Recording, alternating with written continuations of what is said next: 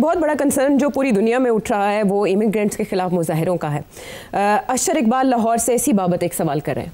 जो European country में immigrant के खिलाफ शुरू हो गए हैं हंगामे। हमारे बहुत सारे बच्चे वहाँ पे पढ़ भी रहे हैं और जॉब की तलाश में भी हैं और यहाँ से जाने वाले भी हैं। इनका फ्यूचर क्या है, इसको ज़रा प्लीज़ गाइड कर दीजिएगा लोगों को कि अब जो बच्चे अब पाकिस्तान से यूके या जर्मनी जाना चाह रहे हैं तो उनके लिए क्या गाइडलाइन होनी चाहिए, उनको जाना चाहिए या नहीं जाना चाहिए, और कौन से ऐसा मुल्क है जहाँ पे उनके लिए बेस्ट अपॉर्चुनिटीज़ हैं आजकल।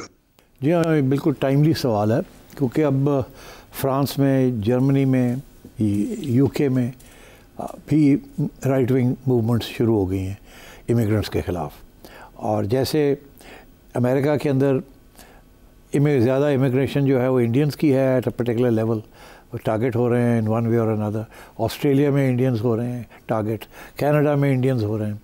पाकिस्तान उस लेवल पे नहीं है इन जगह पे। पाकिस्तान का ज़्यादा जो फोकस है that is in the middle east and in these countries. तो मेरा ख्याल है टाइट तो होगा, ये सारी जगह पे वीज़ा रिस्ट्रिक्शंस होंगी, क्योंकि राइट इस वक्त दंदना रही है और उसका एजेंडा जो है वो वाइट सुप्रेमेसिस्ट एंटी इमिग्रेशन है। सो आई थिंक तवक्को आप करें कि कानून टाइट होंगे, रिस्ट्रिक्शंस लगाई जाएंगी और इतनी आसानी के साथ आना जाना नहीं होगा। This is to be expected. ये एक राइट विंग वेव चल रही है वेस्ट के अंदर। जैसे आप ये शुरू हुई थी कि जब यूके ने ब्रेक्सिट छोड़ी। देखिए, बहुत इंपॉर्टेंट ब्रेक्सिट, सारा यूरोप का एजेंडा ही ब्रेक्सिट का था और इन्होंने ब्रेक्सिट छोड़ दी।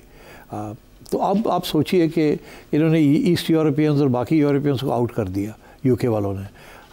सो आई थिंक अब यू शुड एक्सपेक्ट कि जो पाकिस्तानी इमिग्रेंट्स हैं specially in UK and Turks and other Arab countries के जो हैं यूरोप के अंदर, उनके ऊपर रिस्ट्रिक्शंस होंगी और हमें इसकी तवक्को करनी चाहिए कि this is going to happen. And so therefore I think immigrants need to be on good behaviour और उनके जो सिस्टम्स हैं, उनका जो कल्चर है, उसको डिसरप्ट ना करने की कोशिश करें। अदरवाइज़ इस वक्त सिचुएशन इज़ नॉट गुड। अच्छा, वो कह रहे हैं ऐसे कौन से मुल्क हैं जहाँ उनके लिए अच्छी अपॉर्चुनिटीज़ हों ऐसे बच्चों के लिए जो पढ़ना चाहें? देखिए, अपॉर्चुनिटीज़ तो कनाडा में भी थी, वहाँ भी काफ़ी मिसयूज़ हुई हैं वो फैसिलिटीज़। यूरोप में भी मिसयूज़ हुई हैं, यूके में भी मिसयूज़ हुई हैं। हमारे लोगों ने मिसयूज़ तो किया है ना, इसलिए तो अब कहाँ जा सकते हैं? यही ग्रोथ इकोनॉमीज़ थी ना जहाँ लेबर शॉर्टेजेस थी। तो इसलिए आई कांट से कुछ लोग जापान की तरफ रुख करना चाह रहे हैं, कुछ लोग चाइना की तरफ भी रुख करना चाह रहे हैं, मगर चाइना में तो बिज़नेस अपॉर्चुनिटीज़ ज़रूर होंगी, स्पेशली चाइना में जाके वहाँ से एक्सपोर्ट करना टू पाकिस्तान और टू अमेरिका और टू एल्सवेयर, वो अपॉर्चुनिटी ज़रूर होंगी। मगर वर्क करना, कारोबार करना अलग बात है, नौकरी करना अलग बात है। तो आई डोंट थिंक ये फार ईस्ट जो है वहाँ नौकरी करना मुश्किल है, वहाँ का culture won't allow it.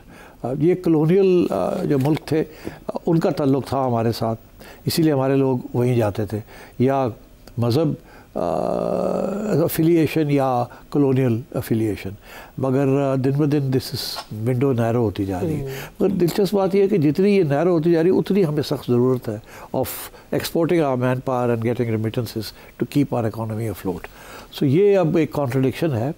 We have to wait and see कि हमारी हुकूमतें कैसे नेगोशिएट करती हैं विद फॉरेन गवर्नमेंट्स कि हमारे लोगों को तकलीफ़ ना हो।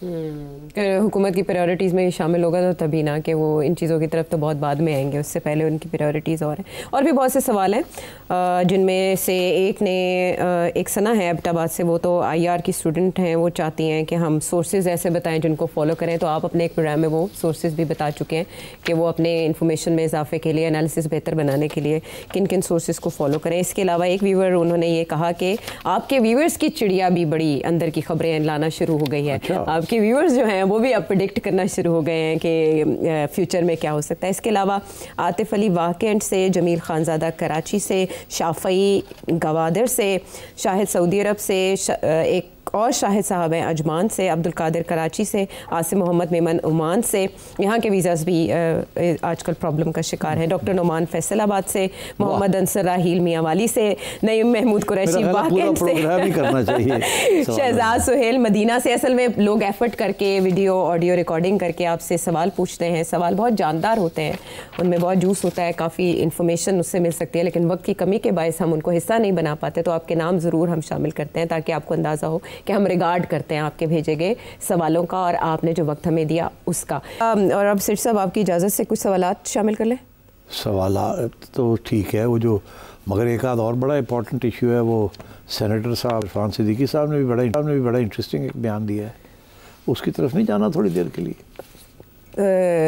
वो कह रहे हैं कि जी अगले माह या उससे अगले माह पीटीआई रिज़ाइन कर देगी पार्लियामेंट से, कुछ जजेस जो हैं वो भी साथ साथ मिलके वो भी रिज़ाइन कर देंगे, कोई बाहमी मफादात है। तो ये क्या है? दिस इज़ वेरी इंटरेस्टिंग, इस पर कुछ गुफ्तगू नहीं होनी चाहिए? वो तो कह रहे हैं कुछ अरसे तक, तो हम भी कुछ अरसे तक इसको डिस्कस ना कर लें, क्या ख्याल है? तुम्हारा मतलब है कि अगले हफ्ते डिस्कस करें? अगले हफ्ते कर लें इसको डिस्कस, या आप चाहते हैं कि असल में इसकी बुनियाद जो है वो कुछ इशारे हैं, उन इशारों में कुछ जजेस का सुप्रीम कोर्ट जाना और कुछ वकला के खिलाफ आपको एक मुकदमे का होना, आगे नहीं ज़्यादा बात करते, फिर आपके सवाल ले लेते हैं। ये सिद्दीकी साहब, ये कोई तज्जिया नहीं है, ये इंटेलिजेंस रिपोर्ट्स हैं कि ये शायद हो, क्योंकि उन्होंने पिकअप कर लिए होंगे कि जी ये शायद प्लानिंग हो रही है पीटीआई के अंदर और उधर जजेस में और आपस में, ये ऐसे नहीं उन्होंने कोई तज्जिया कर दिया। He is not that sort of a person, उनके पास कोई चिड़िया विड़िया नहीं है, वो तो सिर्फ रिपोर्टें पढ़ते हैं। He is close to the prime minister, ये रिपोर्ट्स जाती है प्राइम मिनिस्टर को। अब तैयारी हो, अगर ऐसी बात है तो तैयारी हो रही होगी, गवर्नमेंट तैयारी करेंगे इसको काउंटर करने के लिए। तो चलो फिर अब छोड़ दो, अगली दफ़ा बात करें। हाँ, लेकिन खबर तो आप ही की चिड़िया ने पहले ही दे दी थी कि पीटीआई तो पार्लियामेंट से भी मुस्ताफ़ी हो सकती है। इरफान सिद्दीकी साहब तो अब आए हैं कई हफ्तों बाद उस बुनियाद पर। इनके पास इंटेलिजेंस रिपोर्ट है, मेरा एनालिसिस था। आपका एनालिसिस था, तो ये तो एंड पे ये कह रहे हैं कि एक और बड़ी नाकामी, यानी अगर ऐसी कोई तहरीक चलती भी है। हाँ, तो देखे ना, ऑब्वियसली उसको नाकाम तो करना है ना। आपकी बार जो तहरीक चल रही है उसमें कहा जा रहा है कि कई नामवर वकला होंगे, इसमें जजेस होंगे, कुछ रिटायर्ड ऑफिसर्स भी होंगे, इवन जर्नलिस्ट भी उसका हिस्सा हो सकते हैं। अभी बातें हो रही है ना, अब इसके ऊपर ज़्यादा देर बात नहीं करनी चाहिए। Let's get back to the question. नहीं तो वो आप कहेंगे हम पहले से ही शुरू हो गए हैं। Let's wait for some action to take place. ठीक है, मैं यही कहूँगी कि सेठी साहब ने इस सारे एनालिसिस में अभी तक जो बात की एक एक लफ्ज़ को, और फिर इरफान सिद्दीकी साहब के ट्वीट के एक एक लफ्ज़ को और गौर से पढ़े। हाँ ठीक है, तो अब आप कमेंट करेंगे कादिर के सवाल पे। आपके सारे तज्जिए, एनालिसिस, प्रेडिक्शंस, जो कुछ आप बोल लेते हो, या तो पहले से हुआ होता है या फिर साबित हो जाता है। मुस्तकबिल में आप प्रेडिक्शंस करते हो, अक्सर 90% सही निकल आ जाते हैं। तो मैं तो इस बात पे हैरान हूँ कि आप तो सीएम भी रह चुके हो, पंजाब के मुस्लिम लीग के साथ भी आपकी बहुत ही प्रेडिक्शन रही है, सब लोग आपको जानती भी है, इंटरनेशनल फिगर हो। तो मुझे समझ नहीं आ रही कि ये जो हमारी हुकूमत है, ये आपसे हर फील्ड के मशवरे आपसे क्यों नहीं लेते हैं? आपको एडवाइजर क्यों नहीं रखते? कम से कम हुकूमत में आपको एडवाइजर होना चाहिए और इन लोगों को आपसे पूछना चाहिए कि क्या किया जाए, क्या न किया जाए, सारे मंसूबों में आपको शामिल किया जाए।